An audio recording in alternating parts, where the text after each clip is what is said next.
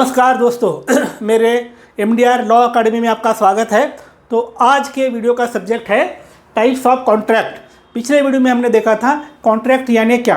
Contract यानी the agreement which is enforceable by law, उसे contract कहते हैं। अब कॉन्ट्रैक्ट के बेसिक 3 टाइप्स हम देखते हैं। पहला है वैलिड कॉन्ट्रैक्ट, दूसरा है वॉइड कॉन्ट्रैक्ट, तीसरा है अवॉइडेबल कॉन्ट्रैक्ट। तो वैलिड कॉन्ट्रैक्ट मतलब क्या?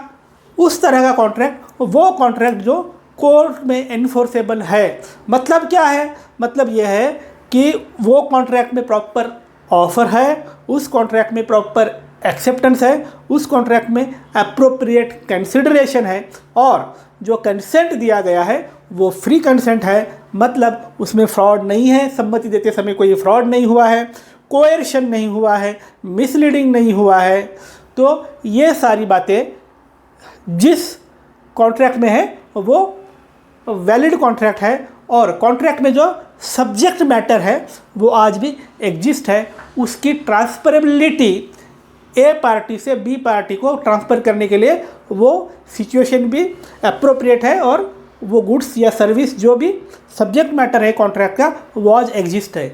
यानी कैसे? देखो, मेरे पास एक आईफोन है, मैंने आज आपको ये बोला कि भाई ये आईफोन मुझे आपको बेचना है, क्या आप खरीदोगे? आगे वाले ने एक्सेप्ट कर लिया, हाँ मैं खरीदूंगा। और हमने एक एग्रीमेंट बना लिया है कि मेरा आईफोन मैं इसे 50,000 में बेचना चाहता हूँ।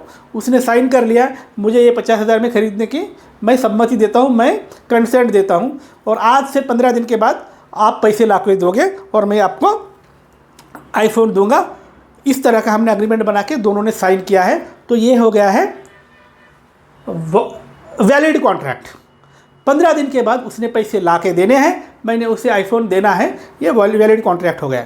अभी इसके उल्टा देखते हैं कि वॉइड कॉन्ट्रैक्ट। वॉइड कॉन्ट्रैक्ट मतलब क्या है?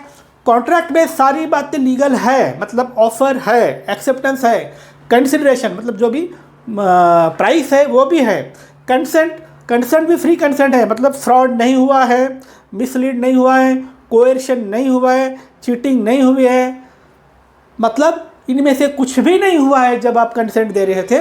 मतलब कंसेंट फ्री कंसेंट है। और यह भी तय हुआ है कि आज से 15 दिन के बाद मैं आपको फ़ोन दूंगा, आप मुझे 50,000 दोगे, और हमारा इस तरह से कॉन्ट्रैक्ट डिस्चार्ज होगा, फुलफिल होगा। ये हमने अग्रीमेंट साइन कर लिया है। लेकिन 2 दिन के बाद मेरे घर में आग लग गई है, और मेरे घर में आग लगने की वजह से मेरा आईफोन जल गया है। आप अभी 15 दिन के बाद 50,000 रुपये लेके आते हो और बोलते हैं कि मुझे आईफोन दो। मैं आपको बताता हूँ कि भाई मेरा घर जल गया, मेरे घर में मेरा आईफोन जल गया है, अब मैं नहीं दे सकता। आपके पास जो कागज़ है वो तो कॉन्ट्रैक्ट के डेफिनेशन में परफेक्ट कागज़ है, क्योंकि उसमें एक्सेप्टेंस है, ऑफ़र है, कंसिडरेशन है, और फ्री कंसेंट है। आप कोर्ट में जाओगे और मेरे खिलाफ अगर सूट अगर फाइल करते हो तो कोर्ट बोलेगा कि इसमें कॉन्ट्रैक्ट तो सही है, लेकिन जो सब्जेक्ट मैटर है कॉन्ट्रैक्ट का वो आज के दिन में ट्रांसफ़र करने के लिए वो एग्जिस्ट नहीं है, वो जल के खाक हो गया है। तो इस केस में मेरा जो कॉन्ट्रैक्ट था वो हो गया है वॉइड, मतलब उसको हम आज एग्जीक्यूट नहीं कर सकते हैं, उसका सब्जेक्ट मैटर ट्रांसफ़र नहीं कर सकते हैं, क्योंकि जो दिक्कत आ गई है वो इस तरह की है कि उसने कॉन्ट्रैक्ट के नेचर को अल्टर कर दिया। कहाँ तक अल्टर कर दिया कि वैलिड कॉन्ट्रैक्ट था तो वैलिड से लेके वॉइड तक इतना उसको अल्टर कर दिया है। आज कल का मेरा कॉन्ट्रैक्ट जो वैलिड था, आज सब्जेक्ट मैटर डिस्ट्रॉय होने की वजह से वो वॉइड हो गया है। दोस्तों, ये है वैलिड कॉन्ट्रैक्ट और वॉइड कॉन्ट्रैक्ट का फ़र्क। अब तीसरा कॉन्ट्रैक्ट है वॉइडेबल कॉन्ट्रैक्ट। अभी इसी सिचुएशन को हम इसमें एनालाइज करते हैं। अभी इसी को हम वॉइडेबल में देखते हैं। देखो दोस्तों, मेरे पास आईफोन था, मैं आपको बोल रहा हूँ कि ये मेरा आईफोन तुझे देता हूँ, तू मुझे 50,000 दे। आपकी अभी उसके लिए सम्मति नहीं थी, लेकिन आपको मैंने डरा धमकाया और आपको मैंने तैयार किया कि आप मेरा आईफोन खरीदें।